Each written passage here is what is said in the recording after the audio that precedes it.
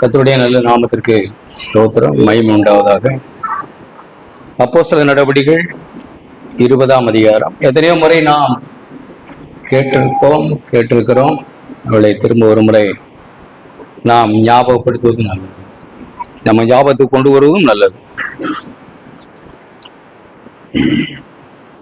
28ஆம் வசனம், அப்போஸ்தலர் நடவடிக்கைகள் 20ஆம் அதிகாரம்.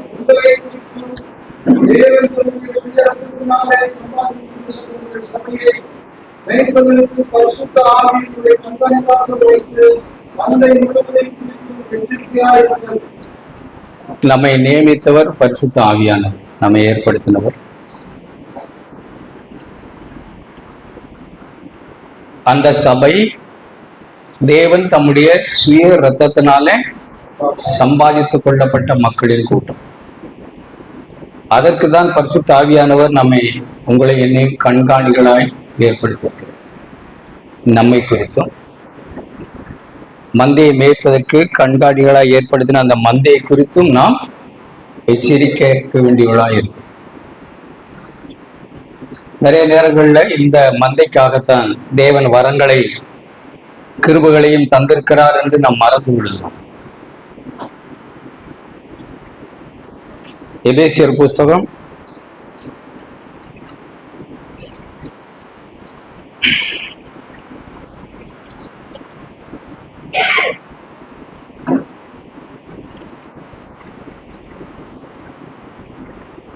4ஆம் அதிகாரம்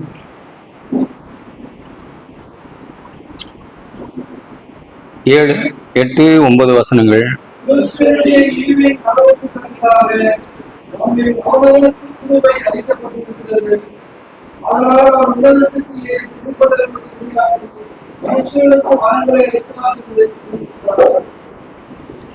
அடுத்தபடி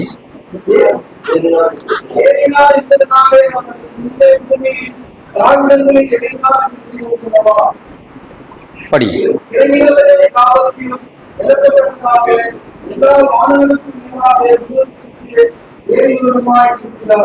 இப்படி தேவன் வானத்திலிருந்த கர்த்தர் பூமிக்கு இறங்கி அடிமை ரூபம் எடுத்து மனுஷர் சாயலாகி அவர் வரங்களை சபைக்காக நமக்கு அருளி செய்தார். 11ஆம் வசனம்.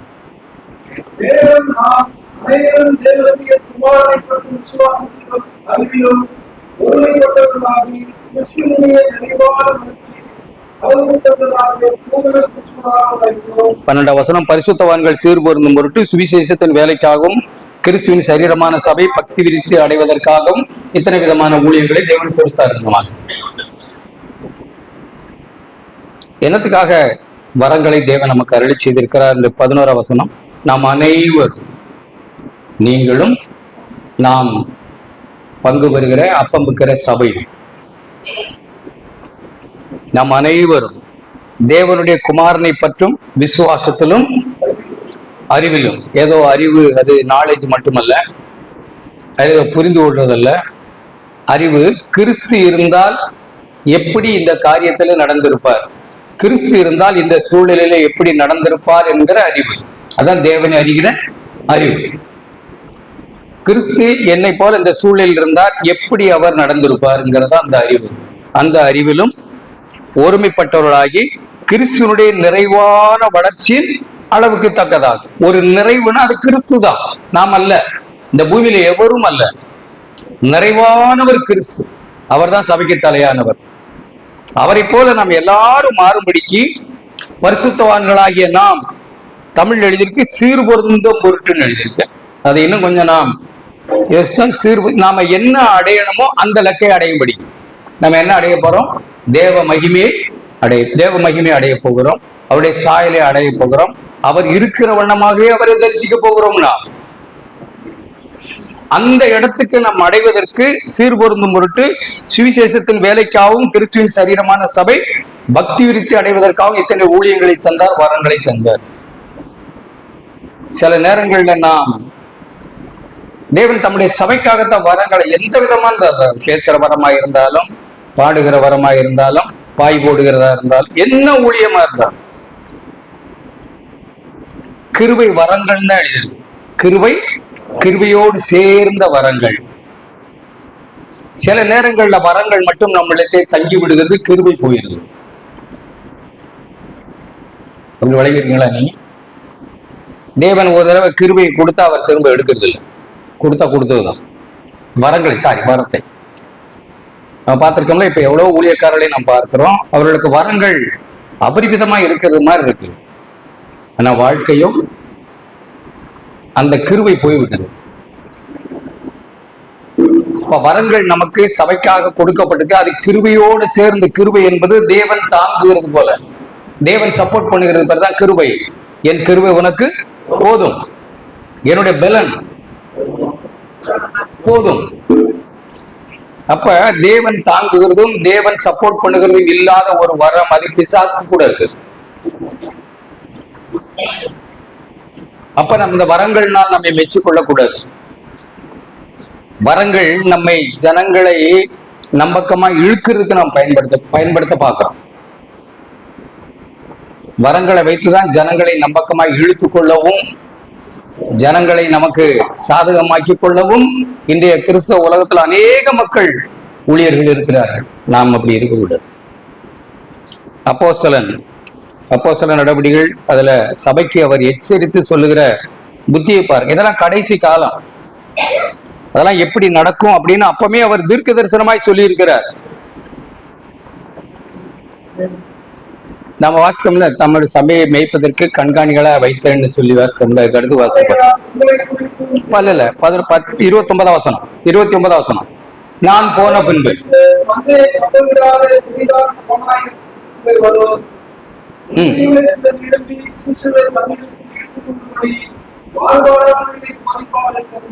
நான் போன பின்பு, அப்போ ஒரு நல்ல காவல்காரர், எத்தனை வருஷமா நான் கேட்டுட்டு தான் இருக்கிறேன், நான் நல்ல காவல்காரரா இருக்கணும்.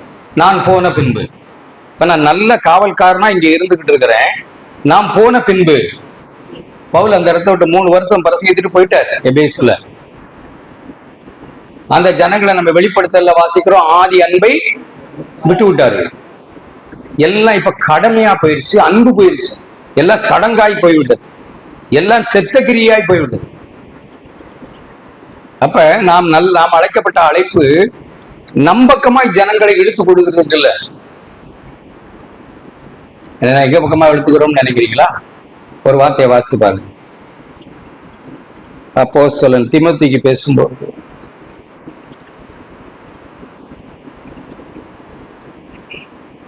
ரெண்டு தீமோத்தேயு 4ஆம் அதிகாரம்.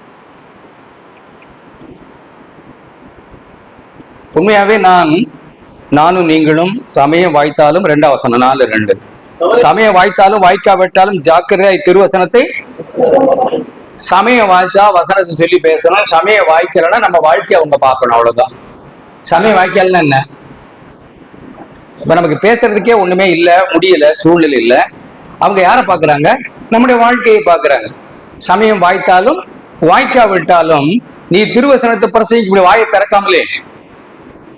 நமக்குள்ள ஒருத்தர் இருந்தார்ல, நம்மோட கூட ஒருத்தர் ஊழியர் செய்துட்டு இருந்தார்ல, நமக்குள்ள ஒரு பிரதர் இருந்தாங்கல்ல, அவங்க குடும்பம் பிள்ளைகள்லாம் இருந்தாங்கல்ல, வாயே திறக்காம ஒருத்தர் வாழ்ந்தாங்கல்ல. சமயம் கிடைக்கிற வாய் திறக்க, அவ்வளவுதான். அப்ப சமயம் வாய்த்தாலும் வாய்க்காவிட்டாலும் நம் திருவசனத்தை பிரசங்கிக்கிறோம். எப்போதும் சமயம் கிடைச்சா மட்டும் இல்லை, ஏனதானு வாழ்ந்துக்கிட்டு கிடைக்கும் போது பேசுறது இல்லை. நம்ம ஏனதானு வாழ்ந்துக்கிட்டு சமயம் கிடைக்கும் போது நீங்க அப்படி இருக்கணும், இப்படி இருக்கணும், அப்படி இருக்கணும்னு பேசுறோம் இல்ல. அவர்களை பற்றி வேதம் எழுதியிருக்கு. அவர்கள் கற்பனையின் பொருள் என்னன்னே அவங்களுக்கு தெரியல. கற்பனையின் பொருள் என்ன? சுத்தமான இருதயம், நல் மனசாட்சி, மாயம், அதிலிருந்து பிறக்கிற மாயமற்ற அன்பு. இதை சிலர் நோக்காமல் வீண் பேச்சுக்கு இடம் கொடுத்து அநேகர் நியாயப்பிரமான போதகராக இருக்க விரும்புகிறார்கள். நாம் அப்படி அல்ல, இருக்கக்கூடாதுன்னு சொல்றாங்க. நம்ம அப்படி இருக்கக்கூடாது. கற்பனையின் பொருள் என்ன? சுத்தமான இருதயம், மாயமில்லாத விசுவாசம். இது நமக்கு வேணும்ல. இது இல்லைன்னா இந்த கடைசி காலங்கள் எப்படி வரும் அப்படின்னா அப்போஸ்தலர் நமக்கு எச்சரிக்கிறார். ஏனென்றால்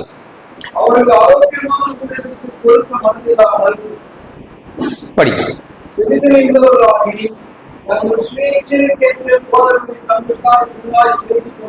இப்ப நான் என்ன நேற்று கேட்டதை நான் சொல்றேன்.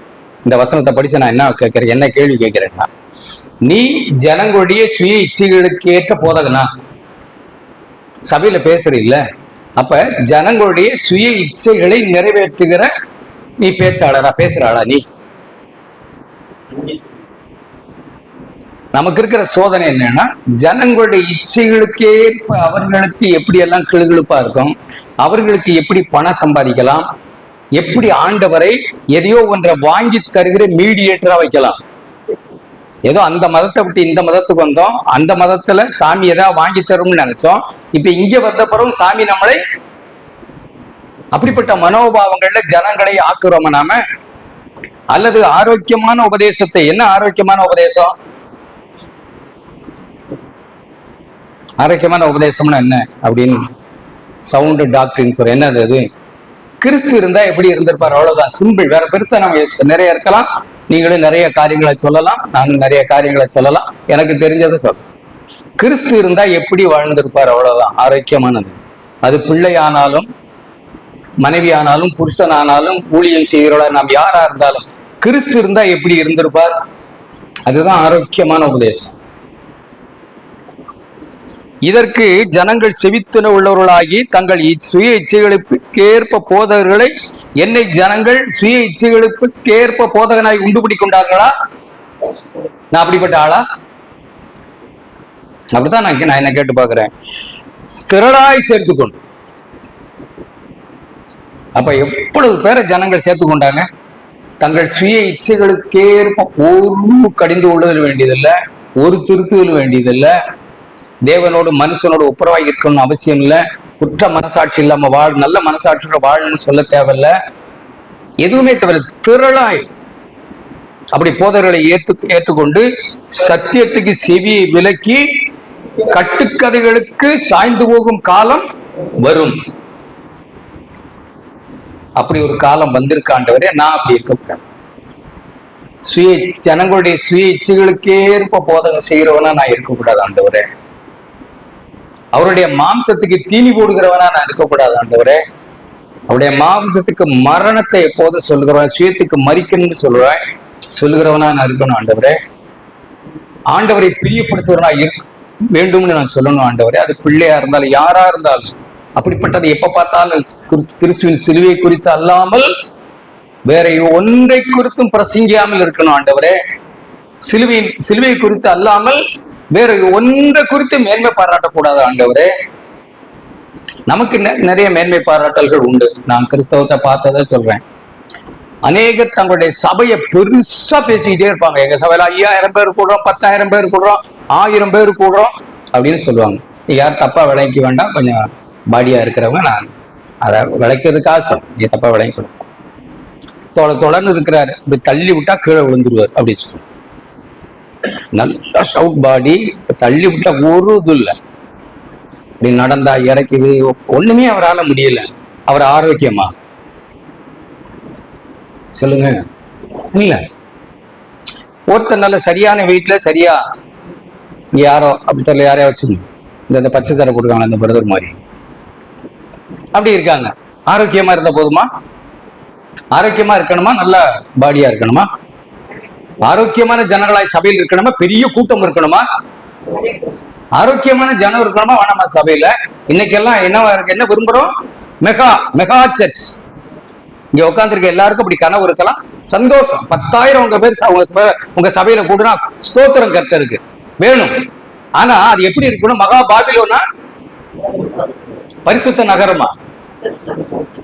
அதுலதான் இப்ப நமக்கு பேச்சு. நம்ம என்னத்தை கட்டுறோம்? நமக்கு எல்லாருக்கும் ஆசை எப்படி இருக்கு? எனக்கு ஆசை இருக்கு. நிறைய வருஷங்களுக்கு முன்னாடி, இப்ப இல்ல, 30 வருஷங்களுக்கு முன்னாடி, 31 வயசுன்னு நினைக்கிறேன். அப்ப ஒரு முறை நான் சபைக்கு சின்ன கொட்டாவில புல்லு இது ஓலை போட்டு கூடுற ஒரு கொட்டாவில தான் நான் கூடிட்டு இருக்கோம். அப்ப நான் வெளியில போயிட்டு உள்ள வர்றேன், செருப்பு நிறைய கிடக்குது சபைக்கு முன்னாடி. எவ்வளவு பேர் வந்திருக்காங்கன்னு உள்ள போயிட்டேன். அப்படியே எவ்வளவு பேர் நம்ம சபைக்கு வராங்கன்னு. எல்லாம் முடிஞ்சு போன ஆண்டவர் என்கிட்ட உணர்த்தினாடே, ஒரு ஆளு 2 செருப்பு போடுறான்டா, கூறுகிட்ட பேர. ஒரு ஆளு 2 செப்பல் போட்டு வர்றான்னு இல்லையா? 5 பேர் வந்தா எத்தனை செப்பல் கிடக்கும்? இத போய் எண்ணிக்கிட்டு மெச்சிக்கிட்டு இருக்க, இதுலயா நீ கவனம் செலுத்துற? செருப்பு வச்சு. நாம அப்படிதான் இப்படி தலையை எண்ணி பார்த்து ஆளை பார்த்து இதெல்லாம் ஆண்டவர் சந்தோஷமா இருக்காங்கன்னு நினைக்கிறீங்க? 2 அல்லது 3 பேர் என் நாமத்தினால, அதுக்கு 2ஆ குறைக்க சொல்லலாம். ஆண்டவர் சொல்ற மினிமத்தை பாருங்க, அவர் இருக்கிற இடத்த பாருங்க. 2 அல்லது 3 பேர் என் நாமத்தினாலே எங்கே கூடியிருக்கிறோம் அங்கே நான் இருக்கிறேன். மெகா சபையா இருந்தா நல்லது. அது ஆரோக்கியமா இருக்கா? வழக்கும் வாதும் வம்பும் குடும்பங்கள் கடலிலும் பிரச்சனையும் சண்டையிலையும், பிள்ளைகள் ஒரு பக்கம், அப்பா அம்மா ஒரு பக்கம், தப்பா எடுத்துக்க கூடாது. ரட்சிப்பு கர்த்தருடைய, அதை நான் குறை சொல்லல. புருஷ மனைவி ஒரு பக்கம், மெகா மெகா என்ன மெகா ஆரோக்கியம் இல்லையே. தேவனே அப்படிப்பட்ட ஆரோக்கியம் உடையவர்களாய் நான் மாற எனக்கு உதவி செய்யுங்க ஆண்டவரே. எங்க சபை அப்படி மாறட்டும், நாங்க அப்படி மாறட்டும். ஒரு மெகாவுக்கு போக நான் விரும்பல ஆண்டவரே, எங்க மேல கிருபையா இருக்கு. நான் 21 வயசுல ஆண்டவரே இருந்தேன், ரட்சிக்கப்பட்டது. என்னை நடத்தின ஊழியக்காரர்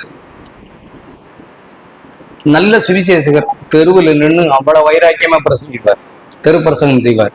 அவர் கூட சேர்ந்து நானும் தெரு பிரசங்கத்தால எங்கேயும் பயம் இல்லாம, சின்ன வயசுல உங்க சாமி கல்லு, உங்க சாமி அப்படி இப்படி எல்லாம் பேசினாள். எங்க அப்பா என்னை கூப்பிட்டு, ஏண்டா ரொம்ப விலைக்கு வாங்குற, உன் சாமியை சொல்லிட்டு போயேண்டா, அப்படி இருந்தாள்னா.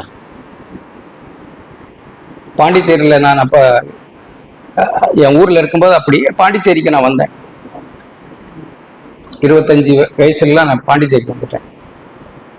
பாண்டிச்சேரியில எல்லா கிராமங்களுக்கும் பாண்டிச்சேரி வில்லேஜ் காஸ்பல் டீம் அப்படின்னு ஒரு டீம் ஆரம்பிச்சு, அதுல ஒரு 7-8 பேர் நாங்கள் பொறுப்பாளர்களாக இருந்து, ஒவ்வொரு கிராமத்தும் டோர் பை டோர் சுவிசேஷம் சொல்லி மிதிக்காத கிராமமே கிடையாது. அதுதான் எங்களுடைய சாதனை. அப்படி சாதனை ஆக்கணும்னு செய்து சாதிச்சோம். இப்ப நான் இருக்கிற காரைக்காலே அதை செய்தோம். எப்படி செய்தோம்ங்கிறது தான் முக்கியம். இப்ப நான் சொன்னேன்ல, ஊழியத்துக்கு போவோம், அங்க பாஸ்டர் கூட தான் போவோம், அவர் தான் தலைவர், அவரை அழைச்சிக்கிட்டு போவோம். அவர் அங்க போனோன்னா அவர் சொல்றதை கேட்கலன்னா, அது 25 கிலோமீட்டருக்கு அங்க போயிருந்தாலும் பரவாயில்ல, வாடா, அவனுக்கு கிடக்கிற அண்ணு இழுத்துட்டு வந்துருவாரு. என்ன அவர் கூட தான் ஒட்டிக்கிட்டே வச்சிருப்பாரு. என்ன பெரிய சர்ச்சு, இப்ப இருக்கிற சர்ச்சில், அந்த சர்ச்சு தான் பெரிய சர்ச்சு பாண்டிச்சேரி. அப்படிப்பட்ட கோபமும் வெறுப்பும் ஒரு பிடிவாத குணங்களும் உள்ள மனுஷர்களோடு உழண்டு பிறண்டு பெரிய மேடை பாடகன். பெரிய பெரிய பாண்டிச்சேரி பாது அண்ணா திடல் ஒரு திடல், யாருக்கும் தெரிஞ்சிருக்கலாம், பெரிய திடல். ஆயிரக்கணக்கான ஜனங்கள் கூடுகிற அந்த கூட்டத்துல பாடுறது, சாட்சி சொல்றது, பெரிய பெரிய அப்ப இருந்த பெரிய பெரிய ஊழியக்காரர்களோட கூட்டங்களுக்கு வந்து பாடுறது, சாட்சி சொல்றது. கம்பன் கலையரங்கம்னு ஒரு கலையரங்கம் இருக்கு, பெரிய ஆடிட்டோரியம், அங்க போய் சாட்சி சொல்றது, பாடுறது. தோல்வினா தோல்வி, அந்த ரங்கத்துல படு தோல்வி, சிந்தனல். நானும் எங்க அண்ணனும் ஒரே சபைக்கு போவோம், வந்து வழக்கு சண்டை. அவர் என்ன அடிக்க வருவார், நான் அடிக்க கையை ஓங்குவேன், 2 பேரும் அப்புறம் கட்டி பிடிச்சு அழுவோம். இதுதான் வாடிக்கை, இதுதான் கிறிஸ்தவ வாழ்க்கையின் வாடிக்கை. நொந்து நூலாகி சலிச்சு, தேவனே இதுக்கா வந்தோம், இதுக்கா நான் வந்தேன், இந்த வாழ்க்கை வாழவா நான் தெருவில் நின்று பிரசங்கிக்கிறேன். காலையில் 5 மணிக்கு எழுந்து மக்கோஃபோனை பிடிச்சு, வருத்தப்பட்டு பாரத சுமக்கிறோளே, நீங்கள் எல்லாரும் என்னிடத்தில் வாருங்கள், நான் உங்களுக்கு இளைப்பாறுதல் தருவேன்னு பாண்டிச்சேரியில சின்ன மணி கூண்டுகிட்டு நான் பிரசங்கிக்கிறேன். பீச்சில் போய் சுவிசேஷத்தை சொல்றேன். இதுதானா என் வாழ்வு, இதானா என் வாழ்வு. என்னோட கூட ஊழியத்துக்கு இருக்கிற, நான் சொன்ன மாதிரி இப்படிப்பட்ட ஊழியக்காரர் இவ்வளோ கோபமா இருக்கிறாரு. ஒரு நாள் அவரை கூப்பிட்டு, ஐயா சாமி இங்க வாங்க, நானும் கல்யாணம் பண்ற வயசுல இருக்கேன், சின்ன வயசு தானே, கல்யாணம் பண்ண எனக்கு என்ன சொல்லுவீங்கன்னு கேட்டேன். அவருக்கு எனக்கு என்ன ஆலோசனை சொல்லுவீங்கன்னு கேட்டேன். நான் என்ன பாக்குறேன், இப்ப என்ன சொல்ல, மனைவி நேசினா இப்படியா தட்டெடுத்து விட்டு எரிஞ்சு எனக்கு என்ன சொல்லுவீங்க? தட்டு பறக்குது, நானே உட்காந்துருக்கேன் உங்க கூட, என்ன ஆலோசனை சொல்லுவீங்க? ஒரே ஒரு கேள்வி. அப்ப எனக்கு ஆண்டவர் கொடுத்த ஞானம் அது. பிரதர் பாஸ்டர்னு கூப்பிடுறதை நிறுத்திக்கிட்டு பிரதர்னு ஆரம்பிச்சு, வெறுப்பா பாக்குறாருன்னு வருத்தப்படாதீங்க, அதுலயும் பெரிய இது இருக்கு. அவரை பிரதர்னு கூப்பிட்டா முறைக்கிறாரு. என்ன பிரதர், இனிமே என்னத்தை கூப்பிட்டு இருக்க, பிரதரே வச்சுக்கோ, நீங்கள் நானும் ஒண்ணுமா ஒரே மாதிரி தானே இருக்கோம், நீங்களும் தோல்வி நானும் தோல்வி. அப்புறம் என்னதான் இருக்கு? இங்கே பவுல் தப்பா எடுக்கக்கூடாது. இங்கே பவுல் ஊழியம் செய்கிறார், நீங்க ஊழியம் செய்றீங்க, நான் விசுவாசியா இருக்கிறேன், யார் சபைக்கு போக என்ன சொல்லுவீங்கன்னு கேட்டேன். எனக்கு அப்ப கிடைச்சு அவரோட பேசணும்ன்ற ஆர்வத்துல கேட்டது. பவுல் சபைக்கு தான் போக சொல்லுவேன்னு சொன்னாரு. அப்ப நீங்க மூடிட்டு சபையை மூடிட்டு போயிருவீங்களா? பவுல் சபைக்கு தான் போயிடுச்சா, அப்ப நீங்க என்ன செய்றீங்க? ஏன் சபைக்கு வர சொல்லுங்க, நான் உங்களுக்கு சொல்ல முடியாது, நான் வர்றேன், இனி வரமாட்டேன்ட்டு வந்ததுதான். அப்ப வந்தது அவ்வளவு தோல்வி. ஆண்டவர் கிருபையா இந்த நல்ல சுவிசேஷத்தின் வல்லமே என் காதுகள் கேட்க செய்த. பாவத்தின் மேல் பரிபூர்ண வெற்றி வேணும்ல, ஒரு ஜெயம். அப்படிப்பட்ட மனுஷர்களை கண்களை பார்க்க செய்தான். வாழுகிற மனுஷர்களை, இந்த சத்தியத்தை சொல்லுகிறதும் செய்கிறதுமான மனுஷர்களை பார்க்க கர்த்தர் தெரிவு செய்தார். ரட்சிக்கப்பட்டால் வீட்டுல ஒரே எதிர்ப்பு. எங்க அப்பா இப்ப துணிமணி எல்லாம் சூட்கேஸ் தூக்கி தெருவில் வீசி விட்டான், போடா வீட்டை விட்டுட்டான். என் ஃப்ரெண்டு வீட்டுல போய் தங்கி இருந்தா அப்பா கோவம் தணிஞ்ச பிறகு வந்துட்டான். பிடிக்காது அப்பா. ஒரு சின்ன வேலை கிடைச்சது, வேலைக்கு போனேன், ஆண்டவரை தேடுறோம், திருமணம்னு வந்தது. அப்பா சொல்றாங்க, அப்பா சொல்ற மாதிரி தான் கல்யாணம் பண்ணணுன்றாங்க. நான் தேவசத்தை தான் செய்யணும். பணம் காசு அது அப்பா, அவங்க பெற்றோர் அப்படிதான் இருப்பாங்க. பணம் காசு அப்படி இப்படி உள்ள காரியங்கள் எல்லாம் அவங்க யோசிக்கிறாங்க. நான் தேவசத்தம் செய்யணும்ல. என்ன மாதிரி ஆண்டவருக்கு பயப்படுகிற வாழ விரும்புகிற ஒரு பொண்ணை ஆண்டவர் எனக்கு காண்பித்து அந்த பொண்ணை கல்யாணம் பண்ணுன்றேன். அந்த பொண்ணு வீட்டுல 5 பொண்ணு, இது 4. எங்க அப்பா என்கிட்ட வந்து சொல்றாங்க, உழைக்க தெரியாத பயலால நீ, உனக்கு அறிவு இல்லை, உனக்கு என்னடா குறை? நான் 5 பொண்ணு, இது 5வது பொண்ணு, இது நான் 5 பொண்ணு உள்ள வீட்டுல போய் அவங்க சொல்றது நியாயம் தானே, அவங்க அப்பா இல்ல. ஆண்டவர் என்ன சொல்றாங்க, முடியாது, தேவசித்தம் எப்படியும் கெட்டு போட. கல்யாணம் எல்லாம் எப்படி போனேன், அப்பாட்ட போனேன், சரி எப்படியும் போ அப்படின்ட்டு போகணும், நான் வர்றேன்ட்டேன். கல்யாணத்துக்கு வரல. எங்க அம்மா வந்திருக்காங்க கல்யாணத்துக்கு, பாண்டிச்சேரியில் தான் நடந்தது 88. அப்போ என்ன செய்வாங்கன்னா, பொண்ணு கையை பிடிச்சி மாப்பிள்ளை கையில் கொடுப்பாங்க. அப்படி இப்பவும் செய்வீங்களா என்னமோ தெரியல, இப்பவும் செய்வாங்க. எங்கள் அம்மா மேடையில் நின்று அழுதுகிட்டு நிற்கிறாங்க. ஏன்னா எங்கள் அப்பா வரல இல்லை. நான் வந்து எப்படா உன் கையை பிடிச்சி அந்த பொண்ணு கையை பிடிச்சி உன் கையில் கொடுப்பாங்க, நான் எப்படி அழுதுகிட்டு நிற்கிறாங்க. உங்க சுத்தம் நடக்கட்டும். கல்யாணத்துக்கு நிறைய பேர் வரல, என் ஒய்ஃப் சைட்ல பத்திரிக்கை அடிக்கல.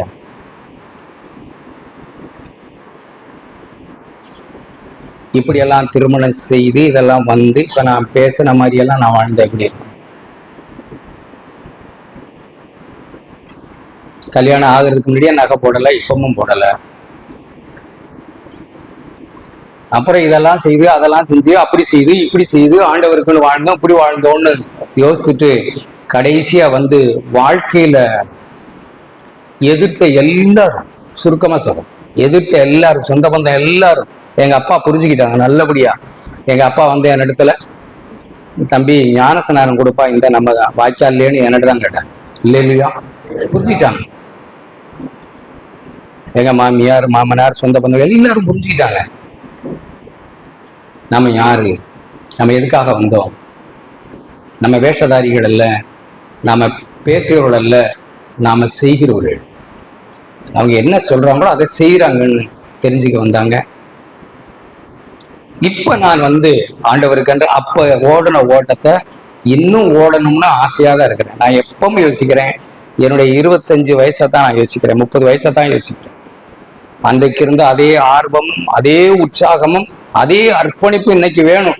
என்ன அங்க கொண்டு போக ஆண்டவரே, இன்னைக்கு 65 வயசு, இதை யோசிக்க சொல்லாதீங்க, அங்க கொண்டு போங்க. அந்த 30 வயசுல நான் எப்படி இருந்தேனோ அதே அர்ப்பணிப்பும் உற்சாகமும், பாவத்தின் மேல் இருந்த தீவிரமும், பணத்தின் மேல் இருந்த வெறுப்பும், ஜனங்கள் மேல் இருந்த நேசமும், அதே விருப்பத்தை எனக்கு இன்னைக்கு தாங்க ஆண்டவரே, அங்க என்ன கொண்டு போங்க.